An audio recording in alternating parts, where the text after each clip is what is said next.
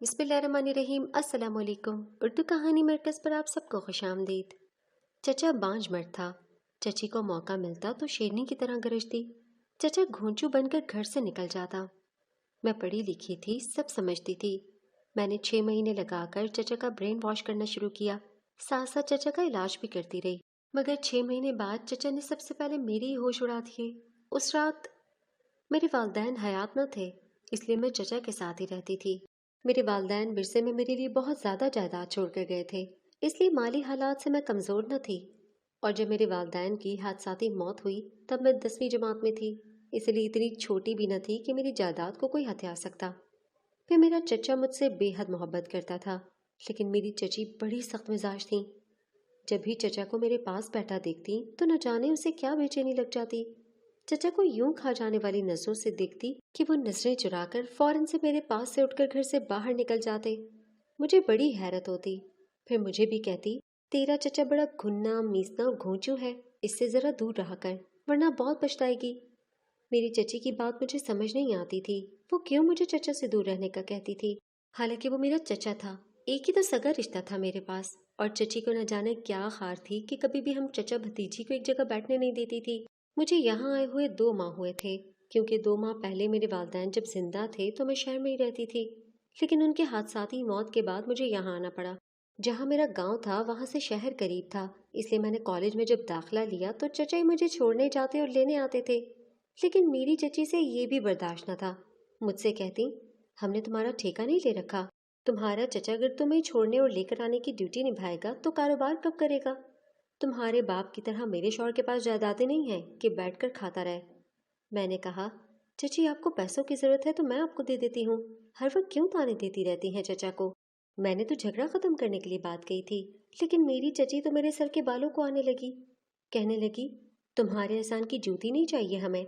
अरे देखो तो 10वीं जमात अभी पड़ी है, नई नई कॉलेज गई नहीं कि जबान तो देखो तुम्हारी कैसी टटर चलने लगी है। अरे बीबी रखो अपना पैसा अपने पास, हमें नहीं चाहिए।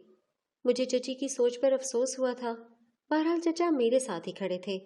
चची उनसे कहने लगी, खबरदार जो कल से तुमने इसकी नौकरी की, खुद जाएगी और खुद आएगी कल से। तुम सीधा सीधा अपनी दुकान पर जाया करो। एक तो वैसे ही किसी काबिल नहीं हो, ऊपर से उसकी नौकरी तुमने अलग पकड़ रखी है। ये कहकर चची बावर्ची खाने में चली गई। अब्बा की वफात के बाद चचा ने मुझे बहुत प्यार और शफकत दी थी। यही वजह थी कि इस 2 माह में मैंने अब्बा को ज्यादा याद नहीं किया था। बाप हमेशा बाप होता है, कोई भी बाप की जगह नहीं ले सकता। न जाने क्यों आज मैं दिल बर्दाश्त सी हो गई थी, इसलिए रोते हुए सीधा अपने कमरे में चली गई। दरवाजा बंद किया और चारपाई पर ऊंधे मुंह लेटकर रोने लगी। 5 मिनट बाद ही मेरे कमरे पर दस्तक होने लगी। मेरे चचा बाहर ही खड़े थे। कहने लगे, रानी दरवाजा खोलो, मेरी बच्ची रो क्यों रही हो। तुम्हें तो पता है अपनी चची की आदत का।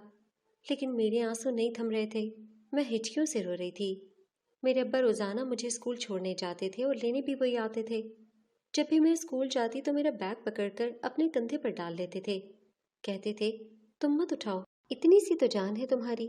हालांकि मैं 10वीं जमात में थी, अपना बैग उठा सकती थी, लेकिन बचपन से अब तक मेरा हर बोझ मेरे बाप ने उठाया था। यही कहा था कि तुम बहुत छोटी हो, कैसे इतना बोझ उठाओगी। न जाने स्कूल वालों को क्या मिलता है इतनी सारी किताबें देकर। ये नहीं सोचते कि नाजुक सी बच्चियां होती हैं, इतनी किताबों का बोझ नहीं उठा सकती। चचा भी ऐसे ही करते थे। कॉलेज जाती तो मेरा बैग पकड़ लेते। हालांकि अब तो किताबें भी कम थीं, लेकिन वो मुझे उठाने नहीं देते थे। वो दिखते भी बिल्कुल अब्बा की तरह थे, मगर न जाने चची को क्या बैर था मुझसे। ये शायद उन्हें मसला चचा से था, या इसकी वजह शायद मेरे चचा का बांझपन था। चचा की शादी को भी 12 साल हो गए थे, मगर औलाद नहीं हुई थी। और चची हर वक्त मेरे चचा को यही ताने देती थी कि तुम किसी काबिल नहीं हो। और मेरा चचा था कि बिल्कुल चुपचाप उसकी सुनता रहता था, और जब दिल बर्दाश्त हो जाता तो घर से बाहर निकल जाता। चची कहती कि ये तो घोंचू है, घोंचू, नामर्द कहीं का। ये सुनकर मुझे बड़ा गुस्सा आता था। अभी भी मैं अपने कमरे में रो रही थी जब चचा मेरी मिन्नत समाजत कर रहे थे कि मैं दरवाज़ा खोलूं, लेकिन मैंने दरवाज़ा खोला नहीं। रात तक मैं रोती रही।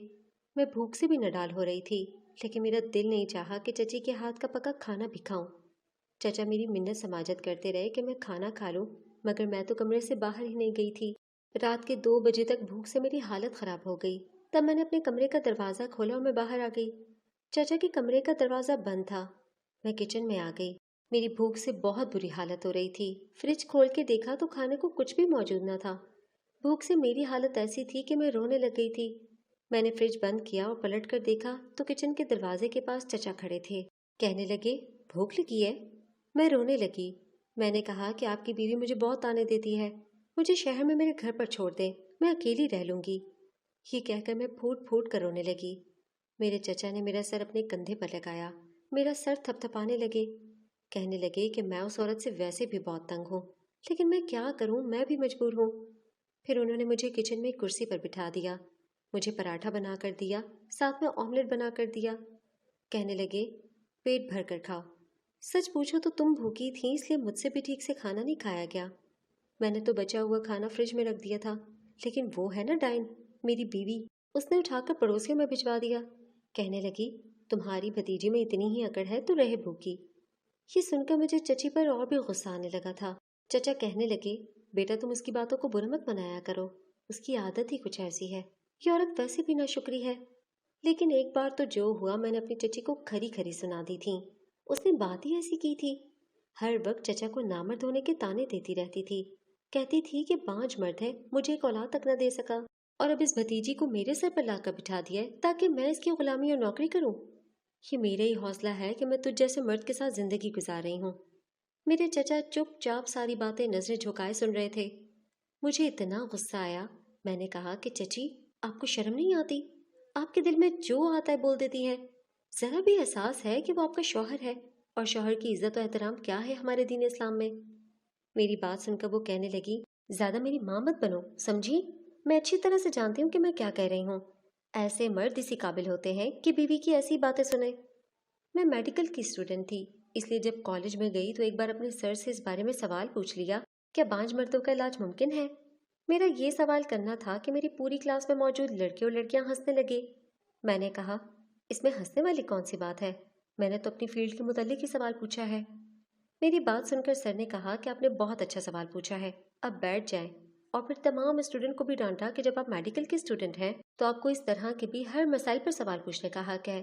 फिर उन्होंने मुझे बताया कि ऐसे मर्दों का भी इलाज मुमकिन है, लेकिन हमारे माशरे में मर्द इस जानिब बहुत कम ही आमादा होते हैं, क्योंकि मर्दों में अना कैंसर बहुत ज़्यादा होता है, और वो इस बात को तस्लीम ही नहीं करते कि उन्हें भी ऐसी कोई बीमारी लग सकती है। अगर शादी के बाद औलाद ना हो तो सारा कसूर औरत पर डाल दिया जाता है। ये नहीं सोचा जाता कि हो सकता है कि खामी मर्द में हो, लेकिन हमारे माशरे में इलाज के तौर पर तख्ता मश्क औरत को बना दिया जाता है। सबसे पहले सारे टेस्ट भी औरत के करवाए जाते हैं, और इलाज का सिलसिला भी औरत से शुरू किया जाता है।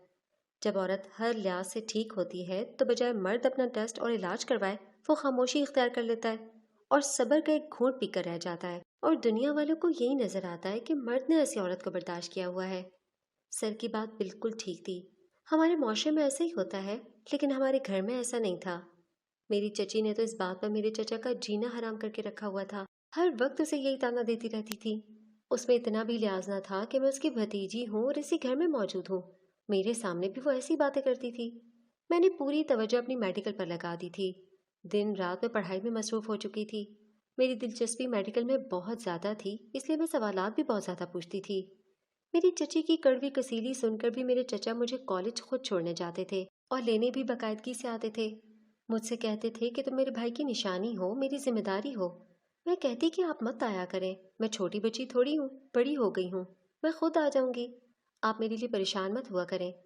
वो कहते थे कि मेरे लिए तो तुम अभी भी छोटी सी गुड़िया हो, बस अपनी चची की बातों पर ज्यादा ध्यान न दिया करो, उसे तो आदत है बोलने की, लेकिन जो जिम्मेदारी मेरी है वो तो मुझे हर सूरत निभानी है। फिर मैंने तुम्हें अपनी बेटी ज्यादा समझा है और भतीजी कम, और जब से भाई और भाभी का इंतकाल हुआ है तुम तो मुझे और भी ज्यादा अजीज हो गई हो। वो नम आंखों से कह रहे थे। मैं उनकी मोहब्बत पर शक नहीं कर सकती थी। मैंने अपने चचा जैसा साबिर इंसान दुनिया में नहीं देखा था। मर्द कभी भी बीवी की इतनी ज्यादा बातें नहीं सुनता, मगर मेरा चचा सुन लेता था। कभी कभी तो चची ऐसे हकारत से बात करती जैसे मेरा चचा कोई गिरा पड़ा सा इंसान हो। मैं चचा को समझाती भी थी कि मर्दों की अपनी शान होती है, चची को थोड़ा रोब में रखा करें। मेरी बात सुनकर वो हंसने लगते थे। कहते थे, मुझे तुम्हारी चची से डर लगता है, जब वो किसी शेरनी की तरह चिंघाड़ती है तो मेरा दिल सीने के अंदर जोरों से धड़कने लगता है। ये सुनकर मुझे हैरत हुई थी। मैंने कहा, चचा ऐसा क्यों है? कहने लगे, पता नहीं, मैं उन मर्दों में से नहीं जो औरतों पर हकमियत जताते हों, उन पर हाथ उठाते हों और फिर अपने आप को मर्द कहते हों। मैंने अपने बचपन में अपने वालिद से यही सुना है कि हमारे नबी हज़रत मोहम्मद सल्लल्लाहु अलैहि वसल्लम अपनी बीवियों के साथ हुस्न सलूक से पेश आते थे, और हम सब मुसलमानों के लिए भी यही हुक्म है कि अपनी बीवियों के साथ अच्छा सलूक करें। मैंने भी तुम्हारी चची के साथ नरमी वाला मामला ही किया है। मैं तो चाहता था कि मेरी मोहब्बत को देखकर शायद उसके दिल में मेरी इज्जत बढ़ जाएगी, लेकिन मैं नहीं जानता था कि उसकी तरबियत अच्छी नहीं हुई।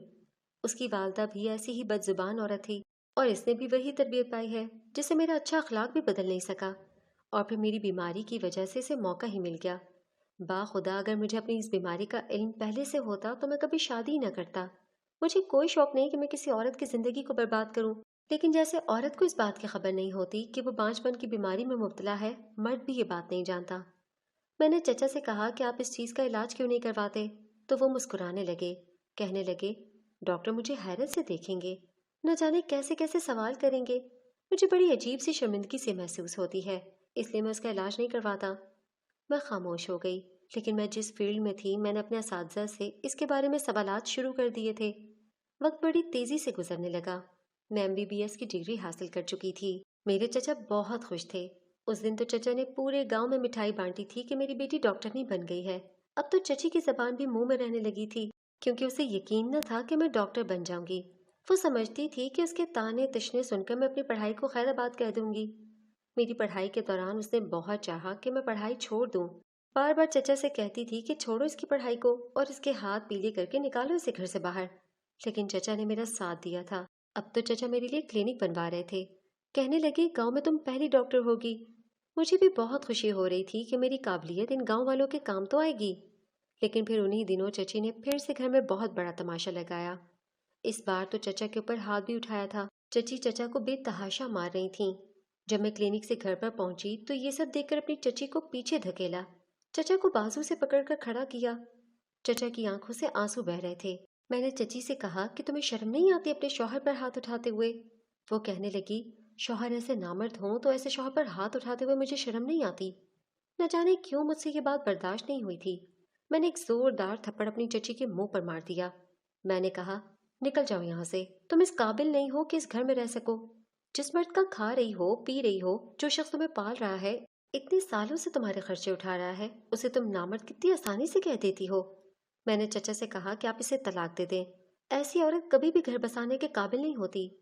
ये सुनकर पहली बार चची की रंगत उड़ी थी, लेकिन चचा भी उस वक्त गुस्से में थे और उससे जान भी छुड़वाना चाहते थे, इसलिए उसे तलाक दे दी। ये सुनकर तो वो पागल सी हो गई थी। मुझे और चचा को मनाने के लिए आई, लेकिन मैंने शोर मचाकर मोहल्ले वालों को इकट्ठा कर लिया और ये भी बता दिया कि मेरे चचा इसको तलाक दे चुके हैं। सारे मोहल्ले वाले उसकी तेज मिजाजी से वाकिफ थे और तंग भी आ चुके थे। वो हर एक से लड़ाई झगड़ा करती थी, इसलिए तलाक के बाद चची को वापस अपने मैके जाना पड़ा। फिर मैं चचा को लेकर शहर आई, बड़े से बड़े डॉक्टर को दिखाया और चचा का इलाज करवाया। मेरे चचा बिल्कुल ठीक हो चुके थे। फिर एक बेवा से चचा की शादी करवा दी। वो नेक सीरत औरत थी और आज मेरी खुशी की इंतहा नहीं है, क्योंकि मेरे चचा के घर बेटा पैदा हुआ है। बांझपन जैसे मर्द को अपनी अना का मसला नहीं बनाना चाहिए, बल्कि उसे अपना इलाज करवाना चाहिए जिस तरह वो बाकी बीमारियों का इलाज करवाता है, क्योंकि ये कोई लाइलाज बीमारी नहीं है जिसका इलाज मुमकिन ना हो। मेरे चचा मुझे बहुत दुआएं देते हैं। कहते हैं कि अगर तुम ना होती तो शायद मेरे घर औलाद भी ना होती। तुमने बेटी होने का हक अदा किया है।